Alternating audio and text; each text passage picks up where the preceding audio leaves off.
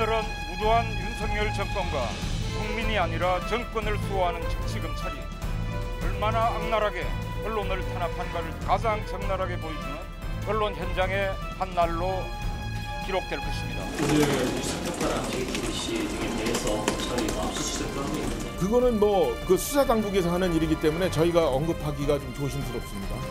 이게 또 다른 오해를 불러일으킬 수 있어서 저는 이 사건의 진실이 밝혀지는데 의미 있는 그런 결과가 나오기를 바랍니다. 대선 개입 여론조작 의혹을 수사하고 있는 검찰이 인터뷰를 보도했던 언론사들에 대한 강제 수사에 착수했습니다. 첫 번째 앵커의 픽에서 이 내용 좀 짚어보겠습니다.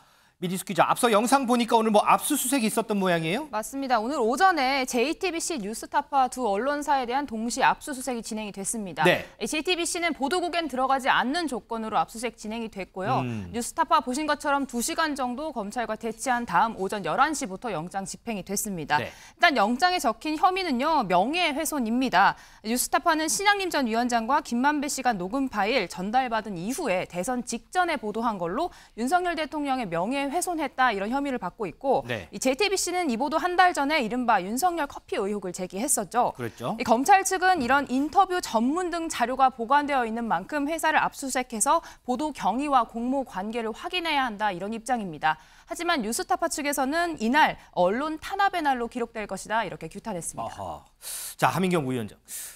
뉴스타파 측 입장 보니까요. 이 보도를 하게 된 경위를 보니까 신양림 전 위원장이 보도하기 이틀 전에 이 녹음 파일을 넘겨줘서 급하게 검증을 하고 보도를 했다 이런 입장이거든요. 이거는 좀 어떻게 좀 보세요? 근데 저는 이제 사실이 아니라고 보고요. 왜냐하면 실제 녹취록 전문을 보면 검사가 이제 커피를 타준 게 아니라는 그런 이제 진술이 사실 담겨져 있었고요. 누락된 부분이 있었죠. 예, 그리고 또 윤석열 당시에 주인 검사가 그런 부분에 대해서 그 커피를 타준 것처럼 마치 인터뷰를 이렇게 조금 짜집게 했던 그런 정황도 사실 보이는 그런 상황입니다. 이 허위 인터뷰를 했던 그 당시는 사실 대선으로부터 이제 6개월 전에 그런 허위 인터뷰를 했었는데요. 그렇죠. 그 허위 인터뷰의 실제 그 내용 중에 핵심인 부분은 당시 이제 윤석열 주임 검사가 커피를 타주면서 수사를 무마시켰다 이런 내용이었잖아요. 그럼 검증을 했다라고 하면 가장 기본적인 내용이 정말로 커피를 타줬는지 아니면 그때 당시에 주임 검사가 실제 이제 조사를 했었는지 이런 부분을 검증을 기본적인 걸 했었어야 되는데 당시에 이제 그 관계자인 그 조 씨는 계속해서 얘기를 하는 게 자기는 윤석열 검사와 만나본 적이 없다. 커피를 타준 것도 검사가 아니었고 또 실제 이제 조사를 받은 것도 박모 검사였다라고 이렇게 누누이 많이 얘기를 했던 것으로 보이거든요. 네네. 그럼에도 불구하고 이게 기본적인 검증이 안 됐는데 검증이 됐다라고 하는 그 해명은 사실이 아닌 것으로 생각이 됩니다. 편집된 내용으로 봤을 때 이거는 검증을 하지 않은 부분이다 이렇게 보시면 네, 맞습니다. 자, 이 부분과 관련해서 정치권에서도 연일 목소리가 높습니다. 얘기 좀 듣고 오겠습니다. 이른바 친야 성향 언론 매체들은 대국민 사과도 제대로 하지 않고 있습니다. 그러면서 오히려 언론사를 상대로 한 전방위 수사로 언론의 검증 역할이 위축될 수 있다는 등 적반하장격으로 책임을 회피하고 있습니다. 우리 국민의힘은 대통령 바꾸치기 공작 허위 보도에 대한 책임을 끝까지 물을 것입니다. 형사소송법상의 압수수색의 요건에 맞으면 거기에 대해서 법원이 영장을 발부할 수 있습니다. 그러나 언론사에 대한 압수수색은 그리고 신중해야 되는 것이 언론의 자유를 보장하고 있는 대한민국에서 되게 필요한 수사기관의 태도입니다. 비판적인 언론에 재갈을 물리고 손발을 묶으려고 하는 의도이다. 김준일 에디터, 오늘 보니까 국민의힘에서는 몇몇 의원들 실명 거론하면서 이 허위 인터뷰에 민주당이 연루됐다 이렇게 지금 주장을 하고 있거든요. 그러니까 그런 주장을 정치권의 공방이 하루 이틀은 아닌데 그런 주장을 하려면은 조금 증거를 좀 정확하게 냈으면 좋겠어요. 예를 들면은 조수진 최고위원이 이렇게 얘기를 했어요. 심지어 가짜 인터뷰 녹취록이 공개된 건 대선 사흘전인데 안민석 의원이 대선 한 달 전 YTN 방송에서 윤석열 커피 게이트를 운운했다라고 맞아요. 하면서 이거를 그러니까 미리 안민석 의원이 안 거 아니냐. 제가 찾아봤어요. 그러니까 2월 20일자 그러니까 2022년 2월 20일자 뉴스 정면 승부라는 라디오에서 이게 나온 거거든요. 이게 예. 근데 2022년 2월 21일에 JTBC가 이걸 보도를 했습니다. 네네네. 그때 이제 보도는 남욱의 진술을 가지고 그렇죠, 그때 보도를 했어. 그러니까 JTBC 방송 듣고 안민석 의원은 얘기를 한 거예요. 근데 이거는 이제 뉴스타파 보도하고 상관없는 거다. 예. 그러니까 그거 듣고 이제 이거 문제가 있다라고 얘기를 한 겁니다. 근데 이게 마치 이제 뉴스타파 보도를 미리 알아가지고 한 것처럼 이렇게 주장을 하면 안 된다라는 거죠. 이런 식으로 사실관계가 안 맞는 게 너무 많아요. 또 하나는 뭐 예를 들면은 이재명 대표가 이거를 이제 공유를 했다. 뉴스타파 그렇죠. 보도를. 근데 뉴스타파 보도가 나오기 전에 뭐 이를테면은 그런 게 있다고 말하거나 그런 게 아니라 뉴스타파 보도 1시간 뒤, 한 1시간 정도 안 돼가지고 보도를 했다. 공유를 했거든요. 공유하면 안 됩니까, 그러면? 그러니까 이게 뭐 사전 공모 정황 뭐 이런 것들이 뚜렷하게 있거나 뭐 문자 메시지를 주고 받았거나 뭐 이런 것들 모임을 가졌거나 이런 게 있으면은 이제 국민의힘의 주장이 납득이 가는 거죠. 근데 그런 거는 아무것도 없이 지금 그러니까 뭐 지금 부풀리고 있다. 뭐 이렇게 지금은 볼 수밖에 없을 것 같아요. 하민경 부대변인 지금 부풀리고 있다라는 표현이 왔는데 지금 국민의힘에서 진상조사단 꾸렸잖아요. 예. 거기서 오늘 나온 얘기가 이건 개인이 기획하고 이끌어가기에는 너무 사이즈가 크다 이렇게 얘기 나왔거든요. 지금 부풀렸다 얘기 나오는데 과연 이런 발언이 나오기까지 그러면 뭐가 있는 걸까요, 그러면? 그렇죠. 지금 사실은 알려진 것만 해도 사실 상당합니다. 이거는 지금 이제 허위 사실에 대한 명예훼손으로밖에는 할 수가 없는 상황이거든요. 왜냐하면 선거 공작임에도 불구하고 선거 범죄 같은 경우에는 공소시효가 6개월밖에 되지 않기 때문에 네. 이것을 할 수 있는 거는 이제 단순하게 명예훼손밖에는 할 수는 없지만 이거는 명예훼손 문제가 아니라 정말 누가 봐도 이 허위 인터뷰 같은 경우에는 당시에 윤석열 대선 후보에 대한 불리한 내용을 담고 또 이재명 후보에 대해서는 상당한 유리한 내용을 담고 있거든요.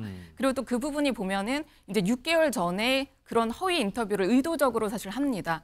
그 의도적으로 한 허위 인터뷰를 6개월 동안 묶어놓고 있다가 갑자기 이제 대선 3일 전에 이제 갑자기 보도를 해요. 그러면 근데 그 보도가 처음으로 보도가 됐으면 뭐 그 전에 뭐 커피를 뭐 윤석열 검사가 타줬는지 뭐 이런 얘기가 사실 없었어야 되는데 그 전에 TV 이제 토론회를 할 때 이재명 당시 대선 후보가 윤석열 대선 후보에게 갑자기 묻습니다. 커피를 타주신 게 맞냐고. 이런 거를 보면 사실은 뭐 뉴스타파에서 뭐 그때 보도를 했고 JTBC에서 뭐 그 전에 뭐 이런 부분으로 받아서 보도를 했다고 근데 하지만 그거는 시기적으로 뭐 여러 가지 지금 많이 나오지만 어쨌든 이재명 후보가 당시에 토론회 때 했던 거는 JTBC 보도가 이미 나왔기 때문에 그걸 가지고 근거로 질문을 한 거 아니에요? 그렇죠. 이제 JTBC에서 이걸 보도를 한 이제 기자가 이제 이름이 다 나왔기 때문에 그 봉지욱 기자인데요. 예. 네, 근데 그 기자는 계속해서 자기는 뭐 보도에 뭐 문제가 없이 보도를 했다라고 오늘까지도 사실 얘기를 하고 있는데 그 봉지욱 기자가 그 전에 이제 인터뷰를 사실 조우영 씨랑 인터뷰를 해서 아까 전에도 말씀드렸지만 이제 뭐 커피를 타준 게 뭐 그게 아니고 자기는 윤석열 검사를 만나본 적이 없다라고 얘기를 했음에도 불구하고 이걸 되게 짜집기식으로 이제 얘기를 했고 뭐 아니면 말고식의 이런 게 아니라 이게 선거 공작이라고 얘기를 하는 것은 그 당시에 이제 민주당에서 봤을 때 이재명 그 당시 후보에게 대장동의 이제 몸통이다 이렇게 이제 의혹을 받게 되니까 갑자기 이 허위 인터뷰를 그 당시에 바로 이제 6개월 전에 하게 돼요. 그런 다음에 이걸 계속 그냥 가지고 있다가 뭐 JTBC에서도 보도를 하고 또 TV 토론에서도 그런 부분을 쓰고 갑자기 그 유권자들이 이 진위 여부를 파악할 수 없는 3일 전에서야 이거를 빵 하고 이제 언론에 터뜨립니다.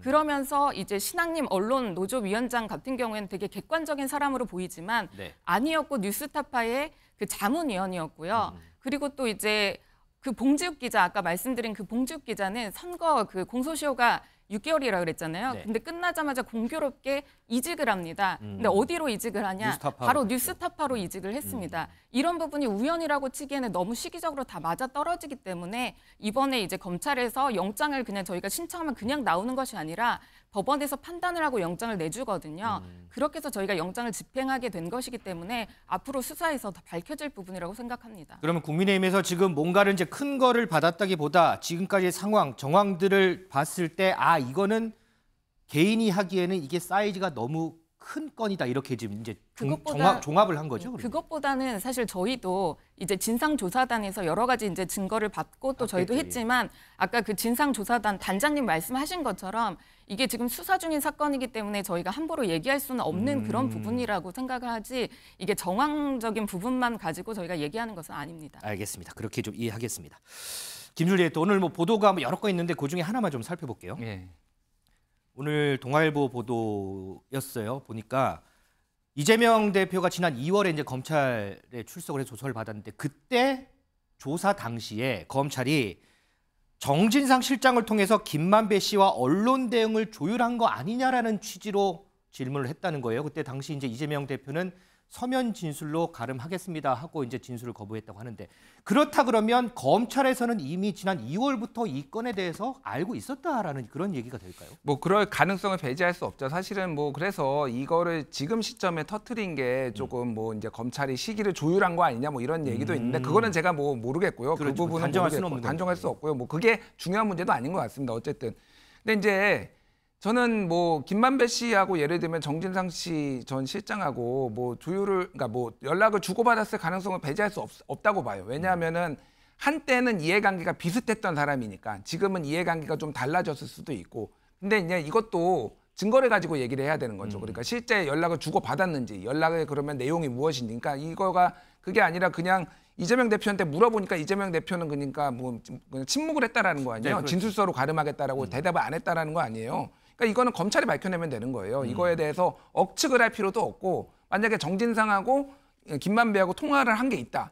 근데 그 내용이 예를 들면 심각한 거다. 그러면은 그걸 가지고 기소하면 되는 거지. 이거를 가지고 소설을 쓸 필요는 없다라는 거죠. 그러니까. 그러면 임재 변호사 검찰이 이렇게 이재명 대표에게 미리 지난 2월에 이렇게 질문을 했던 근거가 있을 거 아니에요. 그걸 좀 정리해봐야죠. 그렇죠. 이제 검찰에서 지금 이렇게 수사를 진행하고 있는 근거를 보면요. 일단 이 대표가 2021년 9월 4일 대장동 개발 비리 의혹을 해명하는 긴급 기자회견을 하고 바로 다음에 이번 김 씨가 이 뉴스타파 전문위원인 심한린 전 언론노동위원장을 만나 인터뷰를 했던 사실 그 시점에도 좀 주목을 하고 있는 것으로 보이고요. 네. 이후에 이재명 대표가 대장동 관련 비리를 해명하는 이렇게 반박을 하는 과정에서 이 인터뷰가 계속해서 좀 인용이 되고 있습니다. 그 점을 하나 주목을 한 것 같고요. 이제 다음으로는 이제 정진상 전 실장과 김만배 씨가 자주 연락을 주고받은 점 자체를 좀 주요 근거로 보고 있는 것 같은데요. 사실상 이번 사안 지금 앞서 말씀 주신 것처럼 그래서 알고 미리 뭐 언론에다가 질문한 것이냐 언급을 한 것이냐 많은 사실관계가 있지만 가장 중요한 국민들이 보시기에 궁금하실 부분을 좀 살펴보자면 이렇게 허위 보도가 진행이 될 수 있었다면은 팩트 체크를 할 충분한 시간이 있었는데도 혹시 안 한 것인지 그리고 지금 문제되는 부분은 결국 책값으로 책 3권 값으로 1억 6,500만 원이 신학림 전 위원장에게 넘어갔거든요. 그렇죠. 그렇다면 이게 그냥 허위 보도를 해주진 않았을 거 아니에요. 뭔가 누군가 대가를 가지고 뭔가를 약속을 받고서는 이런 보도가 있었던 것인지 사실 검찰은 앞으로의 혐의를 입증하는 데 있어서는 지금 시간 관리, 이 시간 관계상 누가 먼저 알았느냐 이거에 대한 조사도 분명히 있어야겠지만 네. 누군가 대가성이 있었는지 여부 그리고 이 책 3권 값으로 받은 것이 맞는지 이 부분에 대한 조사가 집중적으로 있어야 될 것으로 보이고요. 언론사에 대한 책임을 묻기 위해서는 이 팩트 체크에 대해서 충분한 시간적 여유나 확인을 하려는 의지가 있었는지 이 부분이 중요할 것 같습니다. 알겠습니다. 자, 어쨌든 뭐 지금 수사가 계속해서 진행 중인 부분이니까요. 이 부분도 저희가 계속해서 좀 따라가면서 한번 좀 보도록 하겠습니다. 다음 앵커의 픽 보겠습니다.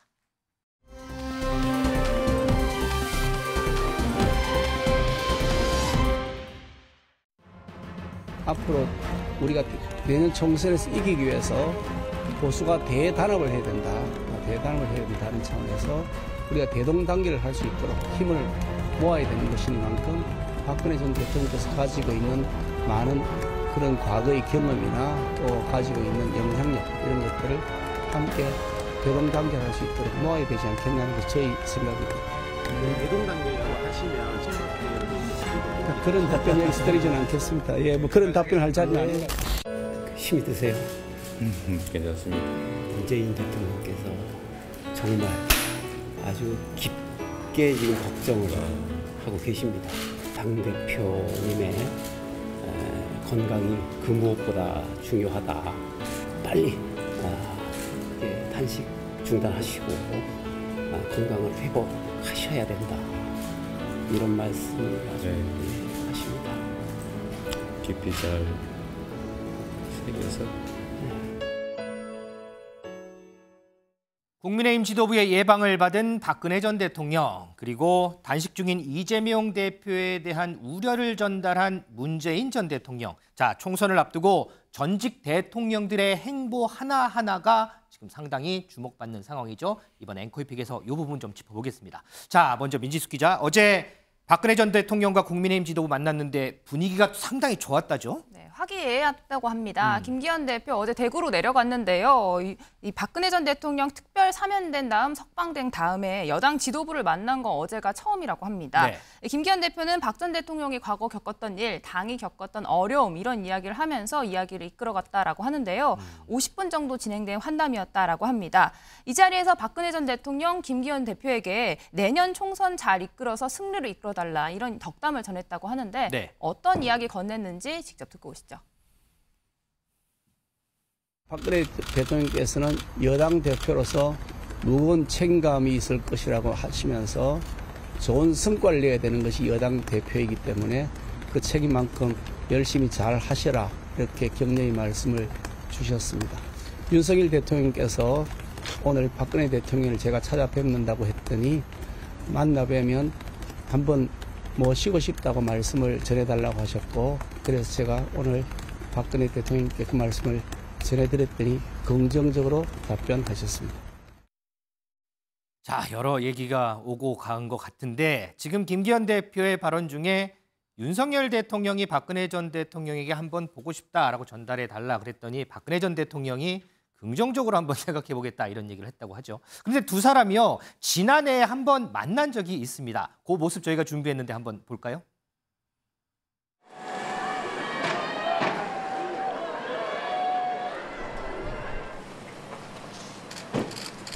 아이고 오랜만입니다 우리 운동.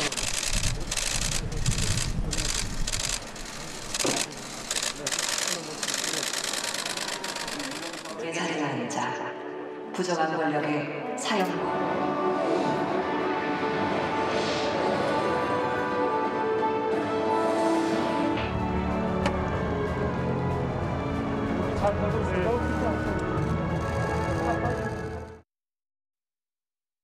한미영 부대변인, 여당 지도부가 박근혜 전 대통령을 만난 거 그리고 향후에 뭐 있을지도 모를 박근혜 전 대통령과 윤석열 대통령의 만남.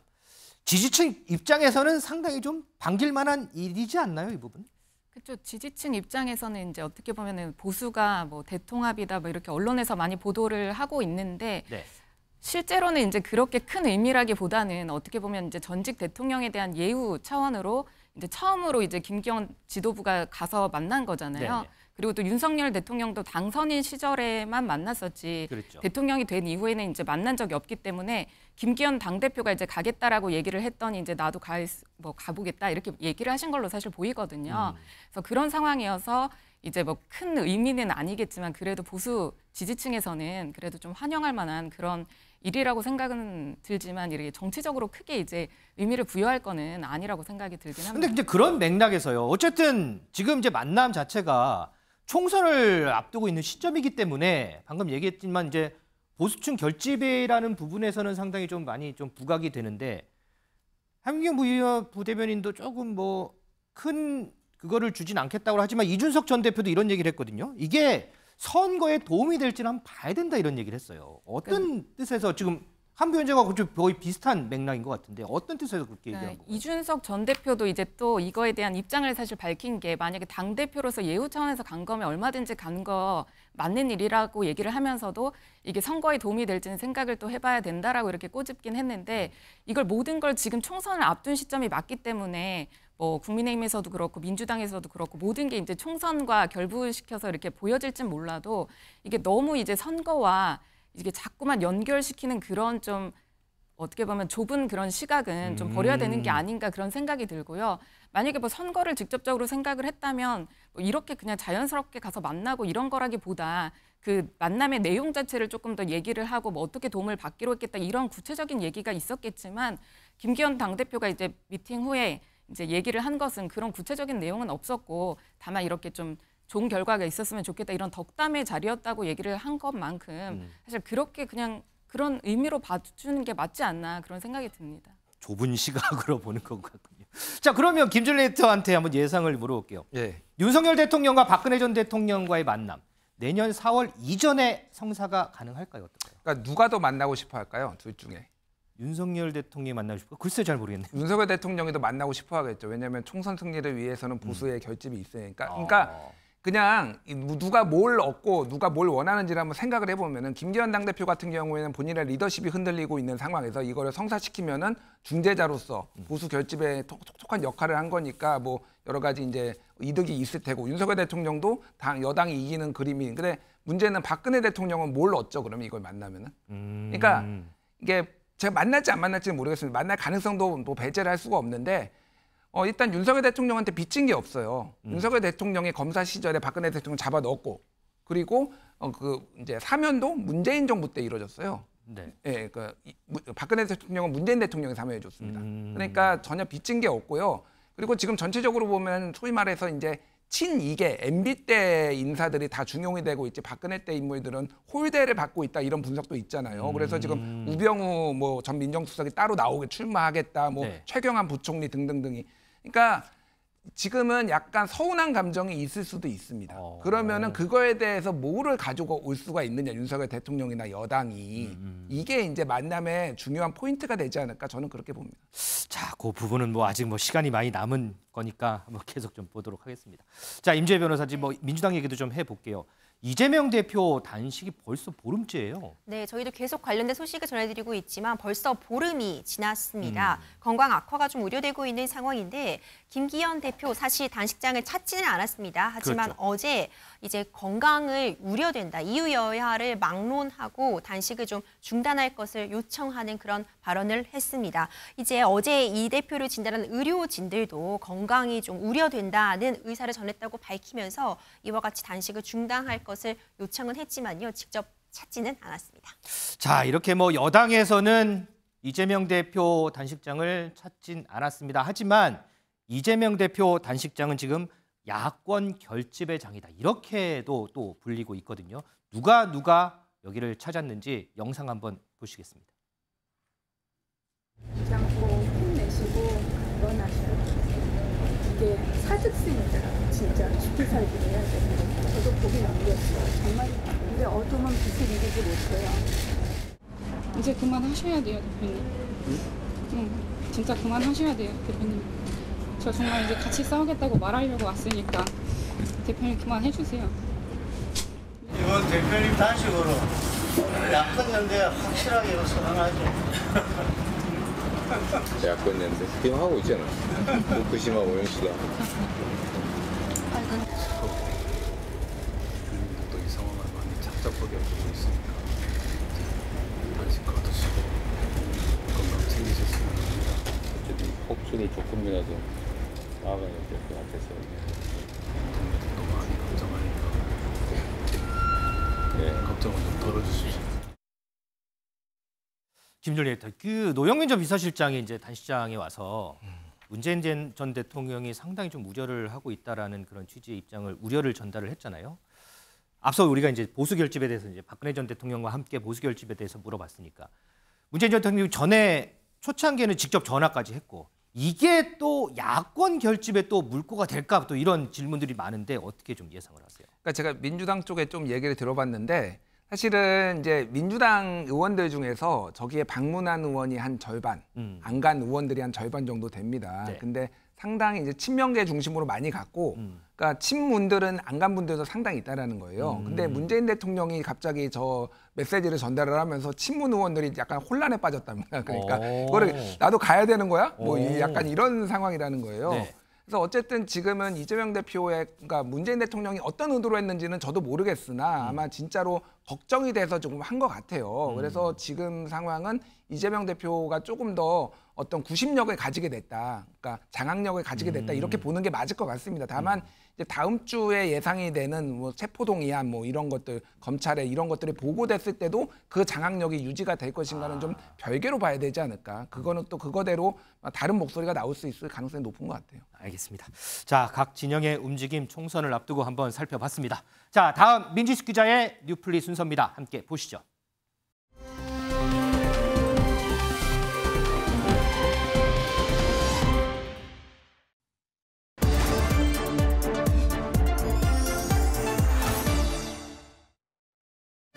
네, 뉴플리 오늘 제목은요.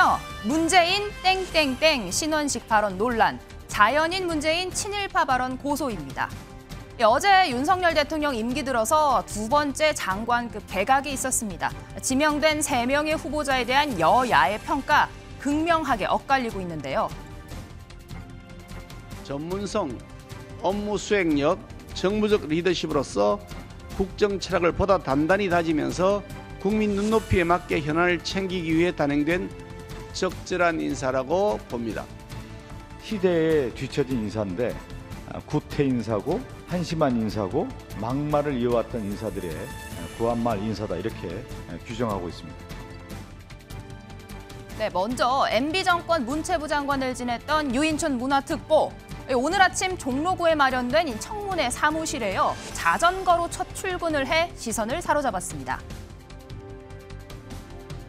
몇 킬로나 타고 오셨어요? 오늘 한 20km? 저 성수동. 예. 그때 이 정도는 뭐 굉장히 아침 운동으로는 딱 좋은 거리에. 근데 자전거가 바람이 빠지는 바람에 바람 넣고 어쩌고 하느라고 조금 늦어졌어요. 그 재임 시절에 문학의 블랙리스트 의혹이 있었는데요. 저는 모르겠어요. 제가 아직 그 내용을 자세하게 들여다보진 않았어요. 그래서 그에 대해서 자꾸 대립적으로 간다는 거는 우리 대한민국의 미래를 위해선 불행한 일이잖아요. 예술가들에 대한 어떤 지원 정책 이런 것들을 전부 새롭게 이 정부에 맞게 아마 그렇게 한번 다시 잘 가듬어 보라는 그런 뜻으로 저는 생각을 하고 있습니다. 유인촌 후보자 마지막 소명이라고 생각하며 블랙리스트 없도록 정리하겠다 이렇게 포부를 밝히기도 했습니다. 기자들 질문에요. 웃으면서 분위기를 풀어가는 모습 보여줬는데요. 하지만 유인촌 후보 하면 떠오르는 15년 전 이 장면이 있습니다. 사진 찍지 마. 찍지 마. 승기나 꽃차가 정말.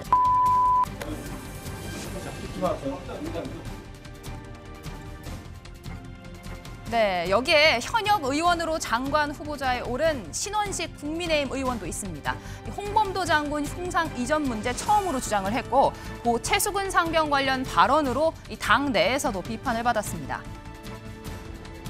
그 안타깝지만은 그 손잡고 가다가 이제 웅덩이가 푹 빠져서 안타까운 죽음을 했어요.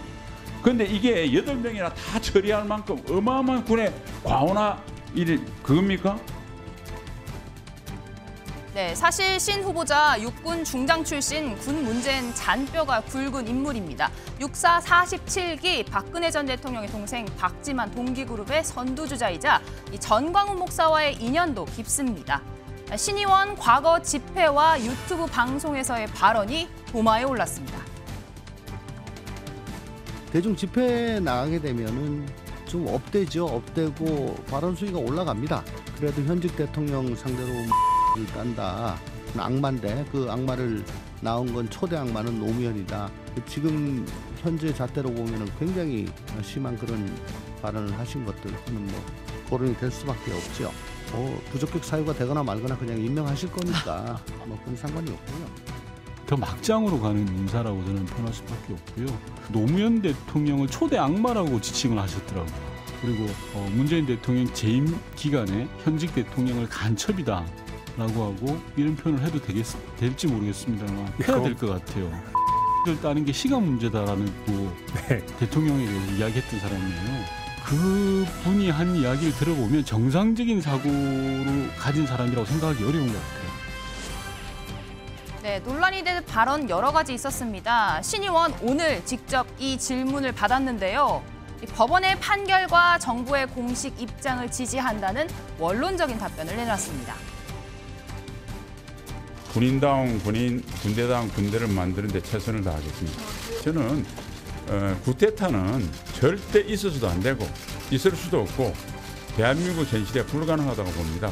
그리고 그 과거에 했던 발언에 관련된 모든 것은 저는 어떤 사건에 대해서는 대법원 확정 판결과 그리고 정부의 공식 입장을 100% 지지합니다. 문재인 전 대통령에 대해서 하셨던 발언에 대한 입장은 그대로. 그건 이제 그 구체적인 것은 그 각 개개의 발언에 대한 거는 제가 정리해서 청문회 중이나 청문회 직전이나 충분히 국민께 설명드리겠습니다. 자, 후보자에 대한 논란이 이렇게 불거지자 여당 의원들 오늘 아침 인터뷰 방송에 나와서요. 신의원 과거 발언 논란 진화에 나섰습니다. 악마의 거래라고 저는 보는데 북러 정상회담을 이 지금 북러 정상들이 만나서 모종의 무기 거래를 했다는 것 자체는 이건 한반도의 평화를 넘어서 동북아와 인류의 평화에 굉장히 위협적이다라는 부분이고요. 그리고 군인답게 만들 수 있는 가장 큰 책임자가 신원식 장관 후보라는 생각을 가지고 있습니다. 뭐 과거의 발언에 대해서는 청문회 과정에서 본인이 충분히 소명을 할 거로 보고 있습니다. 아무래도 이제 그 문재인 정부에 맞서서 이렇게 무너지는 대한민국에 대해서 싸우고 할 때 조금 센 발언은 자연인으로 할 수 있었던 부분들에 대해서까지 이야기하는 것은 좀 우리가 좀 고려해 볼 사항이라고 생각을 하고요. 책임 있는 자리에 가면 나름대로 균형을 좀 잡겠지요. 네, 이 자연인일 때 한 발언이라 앞으로 좀 달라질 것이다. 자연인으로 돌아가 잊혀지겠다고 했던 전직 대통령이 있었죠. 신의원 발언으로 소환된 문재인 전 대통령, 이틀 전에 현직 장관의 국회 발언을 고소했다라는 소식 전해졌습니다. 백선엽이 20몇 살 때 친일파라고 한다면 문재인 대통령의 부친인 문용형 그분도 그 당시에 흥남시 농업회장을 했습니다. 흥남시 농업회장은 그럼 친일파가 아니고 백선엽 친일파입니까? 이는 여기서 고소인이라는 것은 문 전 대통령이 하는 겁니다. 고소인은 단지 부친의 명예가 훼손되었다는 개인적인 분노만으로 고소하는 것이 아닙니다. 허위 사실이거나 말거나 마구 목소리를 높여 우리 사회를 분열시키고 적대를 조장하는 일이 정치의 세계에 너무나 많습니다. 이런 행태가 정치의 세계에서 퇴출되어야 한다고 믿기 때문입니다. 요 문단을 네, 하민경 부대변인님. 문재인 전 대통령 직접 사자 명예훼손 고소전에 나섰습니다. 이 보수 쪽에서는요, 표현의 자유를 침해한다. 전직 대통령이 나서서 이렇게 고소전을 벌이는 건 좀 부적절하다. 이런 비판의 의견 나오고 있는데요. 사실 아까 전에도 조금 이제 자막에서 나왔는데 영상으로 나왔는데요. 네. 그 맥락이 어떤 상황에서 이제 얘기를 한 것인지를 봤다면 이게 마음대로 이제 고소를 하기는 좀 어렵지 않았을까 이런 생각이 사실은 들고요. 또 이전에 뭐 박근혜 전 대통령 같은 경우에도 엄청난 그런 부분을 받았지만 뭐 대통령이기 때문에 또 그런 자유로운 뭐 표현의 자유라고 해서 이제 고소나 이런 부분은 들어가지 않았었던 것으로 알고 있는데 이번에 문재인 전 대통령 같은 경우에는 그쵸, 잊혀지고 싶다라는 그런 얘기를 많이 하지만 여러 가지 진짜 개입하지 않으신 부분이 없고 의견을 밝히시지 않는 부분이 없거든요. 그러나 다만 그래도 부친에 대해서 또 그런 명예훼손이고 또 명예를 또 회복해야 된다는 뭐 그런 입장에서 고소하신지는 모르겠지만 김준일 에디터님, 다른 후보자 얘기를 해보겠습니다. 신원식 국방부 장관 후보자요. 전직 대통령에 대해서 입에 담기 힘든 발언들 지금 논란이 되고 있습니다. 하지만 여당에서는 털어서 먼지 안 나는 사람 어디 있겠냐. 자연인으로서 한 발언이기 때문에 이것까지 문제 삼는 건 좀 그렇다. 이런 의견이거든요. 그러니까 자연인이라는 게 저분이 아무것도 안 하던 백수였나요? 그러니까 과거에 자유한국당 당원이었어요. 저는 저 신원식 의원을 보면서 장관 후보자를 보면서 정말 변신의 귀재구나 이분은. 이분은 원래 바른미래당에 있었어요. 그래서 한때 유승민계로 분류가 되다가 바른미래당 탈당한 다음에 이제 자유한국당으로 갔습니다. 그때 황교안 대표가 이제 장외 집회를 계속 여니까 거기에 나가가지고 살아남으려고 공천 받으려고 저렇게 센 발언을 한 거거든요. 그리고 성공했어요. 그래서 공천 받았어요. 근데 지금은 또 이제 더 이제 센 발언들 그래서 이제 홍범도 장군 흉상 이전 이분이 다 주도하고 가장 문제 제기한 거거든요. 이 사람 이분의 이런 정치 행태나 이런 걸 보면은 아무리 우리가 정치인들이 말이 바뀌는 게 일상다반사라고 하더라도 좀 금도가 있어야 된다. 뭐 전직 예를 들면 좀 뭐 극단적인 예인데 뭐 박근혜 대통령 뭐 모가지를 딴다 누가 민주당 쪽에서 그렇게 했으면 가만히 있었겠습니까? 상식을 그러니까 넘어서지 않는 아무리 뭐 자연인이든 뭐든 상식을 넘어서면 안 된다라는 거고 더 이제 그거는 여기 정광훈 집회에서 했거든요 이게.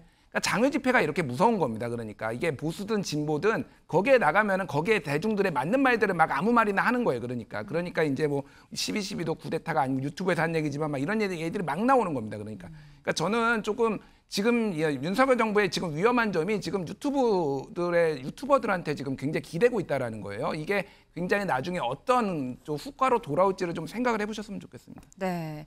전 대통령에 대한 발언 저희가 좀 순화해서 전해드리고 있는 상황입니다. 하민경 부대변인님, 지금 신원식 의원 본인은요, 쿠데타 관련 발언 관련해서 해명을 했거든요. 절대 불가능하다, 법적인 판단을 잘 신뢰하겠다 이렇게 내용을 밝혔는데 청문회장에서 과거 발언에 대해서 어떤 식으로 해명을 할 거라고 전망하십니까?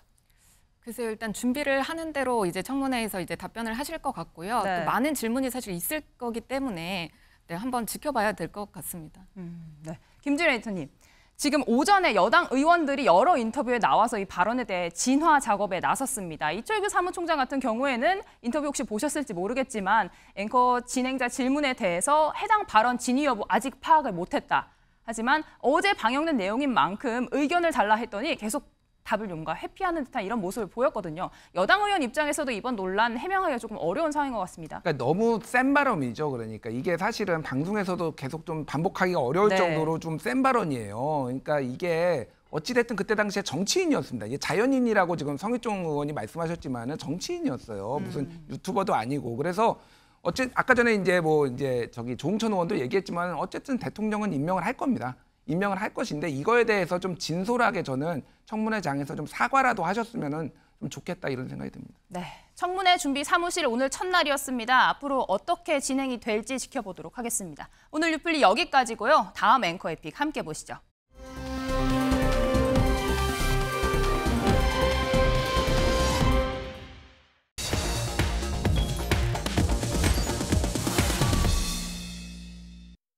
네, 우리 패널 분들이 이제 답변하는 과정에서 일부 발언들을 옮기는 과정에서 그대로 이렇게 인용을 하는 경우가 있는데 그럼에도 불구하고 적절치 못한 단어들이 언급된 데 대해서 다시 한번 사과의 말씀 드리겠습니다.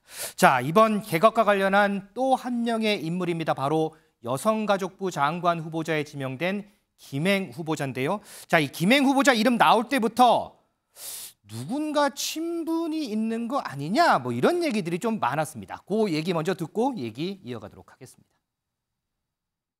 김현숙 장관 시절의 여가부와 예. 김행 장관 시절의 여가부는 이거는 차원이 다른 문제로 접근해야 된다라고 말씀을 드리고 왜 김행 전 비대위원의 힘이 그렇게 셉니까? 대통령과 또 다른 분의 신임이 아주 각별한 것 같아요. 그 다른 분? 네, 대통령과 가까운 김건희 여사와도 20년 전부터 상당히 친분 관계를 유지해서 이게 그냥 단순히 1, 2년 동안 교류하던 것이 아니라 예전에 그냥 사인이었을 때부터 상당히 좀 친분 관계가 있었다. 김행 후보자와 김건희 여사가 이전부터 친분이 두터웠다. 우리 하민경 전 부대변인도 혹시 이 얘기 들어본 적 있으세요? 제가 사실 김행 후보자님하고 또 조금 개인적으로 알기도 하고요. 네, 그리고 또 들은 얘기들도 있고 한데 사실 전혀 없습니다. 그래서 아마 이제 김행 후보자가 얘기하신 것처럼 이거는 정말 가짜 뉴스가 아닐까 그렇게 생각하고 있습니다. 김행 후보자도요 오늘 청문회 준비로 첫 출근을 했거든요. 여기선 기자들이 엄청나게 많이 물어봤어요. 그래서 김행 후보자가 직접 답변한 게 있는데 그 목소리 좀 듣겠습니다. 제가요 70년대 학번이에요. 제가 이번에 포털에서 찾아보니까 여사님이 70년대 생이더라고요. 제가 젊어 보여서 70년대 학번 같지 않죠? 젊어 보여서 70년대 생하고 어떻게 연결이 될 수 있는지 잘 모르겠어요. 저희 딸이 83년생이에요. 그럼 차라리 저희 딸하고 친구라고 얘기하는 게 더 가짜 뉴스로 더 완벽성을 가질 수 있을 것 같아요. 그래서 김준일 에디터 지금 완강하게 부인을 하는데 그러면 이 소문은 왜 이렇게 난 거예요? 정치권에서도 여러 얘기 들리긴 하긴 하더라고요. 아니 근데 일단은 저 해명이 저는 좀 웃긴 게 그러니까 마치 한 30년 정도 차이 나는 것처럼 말씀을 하셨는데 그러니까 김행 후보자가 59년생이에요. 윤석열 대통령은 60년생입니다. 그러면은 윤석열 대통령하고 김건희 여사랑 12살 차이거든요. 그럼 김행 후보자랑은 김건희 여사랑 13살 차이잖아요. 윤석열 대통령 그러면 김건희 여사랑 어떻게 결혼했나요? 그러면은 그러니까 무슨 어마어마하게 차이가 나 세대 차이 나는 것처럼 그러는데 예를 들면 제가 천하람 당협위원장이랑 친해요. 저보다 12살 어립니다. 천하람이. 예, 그래서 친하게 지내고요. 박성민 민주당 전 최고위원하고 친하거든요. 네. 저보다 22살 어려요. 그래도 그냥 친하게 지냅니다. 그러니까 나이 같은 걸로 이상하게 물타기 하시려고 할 필요 없고 지금 온라인 커뮤니티에 지금 사진들이 많이 돌고 있어요. 10년 전에 찍은 사진인데 김행 지금 후보자랑 김건희 여사랑 같이 이런 전시회 같은 데서 같이 환하게 웃고 있고 뭐 김행 의원이 점프도 하고 있고 옆에 김범수 아나운서도 같이 있고 뭐 이런 사진들이 있습니다. 그러니까 뭐 김건희 여사와의 친분 때문에 임명됐다라고 저는 생각하지 않습니다. 근데 이걸 마치 다 가짜 뉴스다 이런 식으로 얘기를 하시면 안 되는 거죠. 그러니까 그럼 해명을 좀 해주셨으면 좋겠어요. 이 사진들은 뭐냐고 옛날에 찍었던 사진들은 뭔지는 본인이 좀 해명을 해주셨으면 좋겠어요. 예. 지금 언급됐던 그런 사진들은 저희가 방송 후에 다시 한번 저희도 한번 확인을 좀 해보겠습니다. 자, 민지숙 기자, 이런 가운데 김건희 여사는 또 추석 앞두고서 오랜만에 또 행보가 있었더라고요. 맞습니다. 김 여사 쪽방촌 어르신들을 찾아 명절 선물을 안겨들었습니다. 네. 이 이름이 희망 나눔 키트라고 하는데요. 이 안에 뭐가 들었는지 궁금했는데 이 쪽방촌 주민들을 위한 생필품 남눔값에 옹기 창고가 있다라고 합니다. 여기서 식자재와 같은 용품들을 챙겨서 저렇게 직접 어르신들을 찾아뵙고 선물을 안겨드렸다라고 하는데요. 어제 비가 왔거든요. 우산을 쓰고서 직접 쪽방촌을 누비면서 어르신들께 식사 꼭 챙겨드려라, 챙겨 드셔라. 앞으로 제가 더 세심하게 챙기겠다. 이런 따뜻한 말을 전했다라고도 합니다. 김 여사 지난해 12월에도 서울 남대문과 부산의 쪽방촌 어르신들 찾은 경험이 있습니다. 임주혜 변호사, 이 김건희 여사가 초창기에 보면 이게 뭐 문화나 예술 쪽 이런 쪽의 행보가 좀 많았었던 걸로 기억을 하거든요. 근데 이게 점점 갈수록 좀 많이 좀 분야도 바뀌는 것 같아요, 이게. 그렇습니다. 원래 예술 분야에서 일을 하셨던 분이기 때문에 초창기에는 문화와 예술 분야에 있어서 어떤 본인이 할 수 있는, 잘할 수 있는 부분을 좀 강조하시려는 행보를 보였다면요. 요즘은 민심으로 그 활동 방향이 좀 바뀌었다고 볼 수도 있을 것 같습니다. 앞서 말씀해 주신 것처럼 지난 12월에는 이제 부산 쪽방촌 나눔 행사도 있었고요. 대구 사회복지관 뭐 배식 활동이라던가 하천 정화 활동, 뭐 이동 빨래방 본사 활동 등 모두 대부분의 이제 대외 활동들이 어떤 민심 쪽을 좀 더 공략하는 것처럼 보이는 그런 활동들이 많이 있는데요. 이 평소에 워낙 김건희 여사가 선한 영향력을 강조해 왔거든요. 어떤 선한 영향력을 사회에 끼치고 싶다, 선한 영향력을 발휘하는 것이 중요하다, 이런 언급을 해온 것과 맞닿아 있다고 생각이 들고요. 뭐 사실 이런 행사들, 뭐 명절을 앞두고 쪽방촌을 방문한다, 재래시장을 방문한다, 부정적으로 보는 시각도 있지만 따뜻한 사회의 온정을 나누는 그 행동 자체는 매우 중요한 거잖아요. 뭐 그렇죠. 그게 누가 되었든 이런 사회의 어려운 계층에 대한 관심은 꾸준히 지속됐으면 하는 바람입니다. 자, 그리고요, 오늘 뭐 김건희 여사 관련해서 뉴스가 하나 더 있어서 요거 한번 얘기 좀 해볼까 하는데, 국민의힘에서요, 이 개식용을 반대하는 법안을 추진을 하는데 이게 이제 일명 김건희법이라고 이름을 붙였습니다. 이거를 당론으로 추진하겠다 이렇게 밝혔는데, 먼저 관련된 얘기 좀 듣고 얘기 좀 이어가도록 하겠습니다. 아닙니다. 당론으로 개식용 금지는 법안으로 추진합니다. 그리고 지금 우리 당의 국회의원 44분이 이미 개식용 금지에 대한 모임을 하고 있고, 또 몇몇 의원님은 아마 거기에 대한 법안을 이미 제출한 것도 알고 있습니다. 그렇죠? 네. 요거는 우리 두 분 의견 짧게 한번 들어볼게요. 이게 지금 보면 법안 이름에 영부인의 이름을 붙이느냐, 이게 적절하냐, 이 문제로 좀 시끌시끌하고, 그러면서 지금 개식용 금지 이런 본래 취지보다 이 법안 이름이 더 뜨거든요. 지금 이 상황을 어떻게 좀 보세요? 이게 법안 이름에 영부인 이름을 붙이는 게 적절한 거예요, 안 한 거예요, 우리 김준일 에디터? 그러니까 유승민 의원이 페이스북에 썼잖아요. 이런 사례가 있느냐, 영부인이나 뭐 김정숙법 뭐 이랬다면 뭐 이런 게 있었나요? 그러니까 조금 과도하다라고 뭐 왜 그러는지는 모르겠으나 여당 의원들이, 저는 이재명법이라고 이름을 제가 붙이겠습니다. 이재명 대표가 2021년 6월 22일에 언론 인터뷰가 나왔네요. 개식용 금지 입법 공론화할 때 됐다. 이렇게 2년 전에 얘기했거든요. 저는 그럼 이거 이재명법이라고 제가 붙이면 되겠습니까? 그러니까 이런 식으로 하면 안 된다라는 거예요. 그러니까 어떤 법이 일단 박용진법 뭐 이런 거는 요즘에 이름 많이 붙잖아요. 뭐 유치원 3법을 얘기하는 거죠. 뭐 이런 거는 워낙 상징적인, 그러니까 김영란법 그런 거는 사람들이 이견이 없잖아요. 근데 이거를 이렇게 하면은 누가 납득이 갈까요? 그러니까 분란만 생깁니다. 좀 담백하게 좀 갔으면 좋겠습니다. 하민경 부대변인 생각은 어떠세요? 저도 지금 이게 사실 좋은 법안을 같이 통과를 시키자고 하는 거는 민주당에서도 이제 국민의힘보다 먼저 하겠다라고 얘기를 하는 만큼, 특별법까지 뭐 얘기가 나오더라고요. 그래서 필요한 법안인 게 맞는데 이걸 이제 이름을 가지고 막 갑론을박으로 되는 게 사실 안타까운 마음이고요. 그런데 이게 처음에 그 김건희법이라고 붙여진 게 이게 동물 애호가들 사이에서 사실 별칭으로 이제 붙여진 법안이었거든요. 왜냐하면 이게 처음 아까 이제 말씀하신 것처럼 이재명 뭐 당대표처럼 이렇게 법안을 만들자 이렇게 한 번으로 끝인 게 아니라 계속해서 그런 활동을 꾸준히 해왔고 또 이렇게 법안을 마련하는 게 사실 기여를 했기 때문에 이제 별칭으로 동물 애호가들 이제 그런 협회나 뭐 이런 데 사이에서 이제 김건희법이라고 한 것을 그대로 이렇게 가져왔거든요. 그래서 이런 부분이 근데 문제가 되는 것보다는 그 민주당에서 뭐 먼저 하더라도 네, 빠르게 이제 좋은 법안이 통과됐으면 하는 그런 바람입니다. 알겠습니다. 자, 이 부분은 두 분의 논평으로 좀 가름을 하겠습니다. 다음 앵커의 픽 보겠습니다.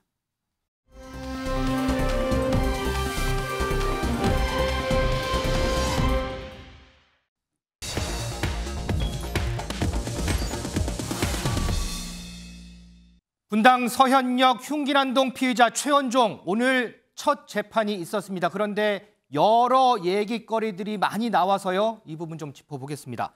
민지숙 기자, 네. 오늘 재판 얘기가 참 많더라고요. 네, 재판 무려 10분 만에 금방 끝나버렸습니다. 10분 만에요? 네, 제대로 된 내용 나오지 못했고 허무하게 끝이 났는데요. 최윤종 측 변호인이 아직 자료를 다 보지 못해서 열람을 하지 못해서 관련된 증언을 할 수가 없다라고 입장을 내면서 재판부가 오늘 더 이상 공판을 진행할 수 없다. 한 달 뒤에 다시 재판을 하자라고 결론을 내린 겁니다. 이 앞서 수감 생활 너무 어렵다라고 편지를 썼던 최원종 짧은 스포츠 머리에 의복을 입고 법정에 나왔는데요. 네. 정면을 보면서 눈을 감는 모습 이런 것들이 포착이 됐습니다. 이 비공개 재판을 요청했다라는 사실도 공분을 사고 있고요. 재판이 끝난 다음 호송차로 이동하는 과정에서 보시는 것처럼 유족이 던진 핸드폰에 머리를 맞게 되는 이런 사고도 있었습니다. 유족들은 이렇게 할 거면 재판장에 왜 나왔냐 오열하면서 법정에서 최윤종에 대해 굉장히 비판의 목소리를 냈다 이렇게 전해졌습니다. 요거는 하나하나 우리 임지혜 변호사께 한번 여쭤볼게요. 자, 먼저 사건이 일어나 지금 한 달이 좀 넘었어요. 그렇죠. 그런데 변호사가 아직 수사 기록을 열람하지 못했다.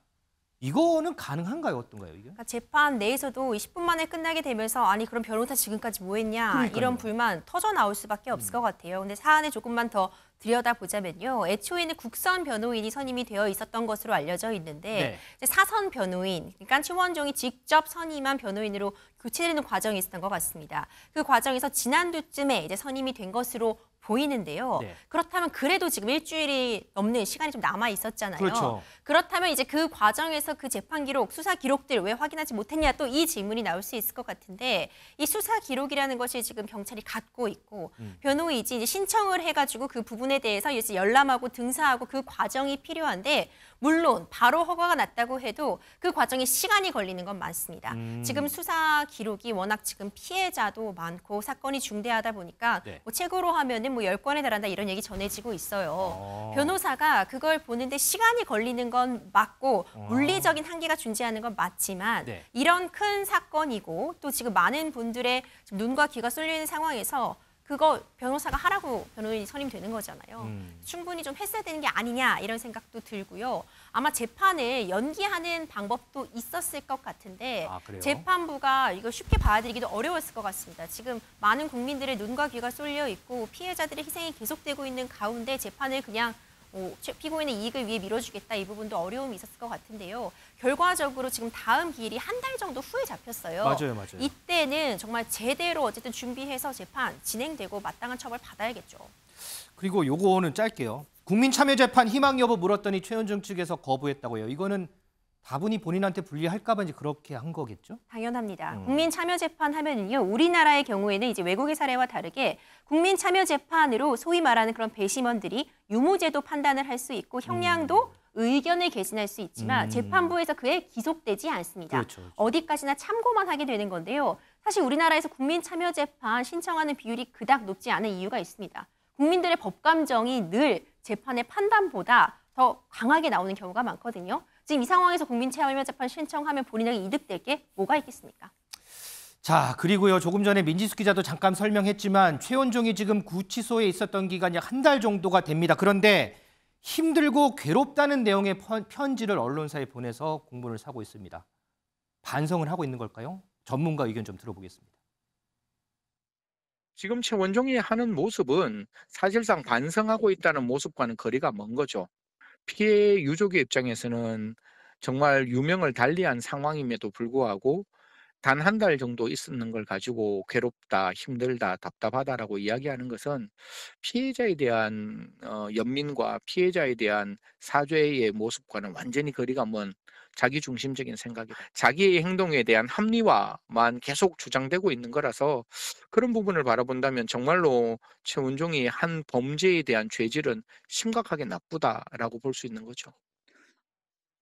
김준일 에디터, 지금 승재현 의원 제가 목소리 들으면서도 저도 궁금한데 반성을 하고 있을까요?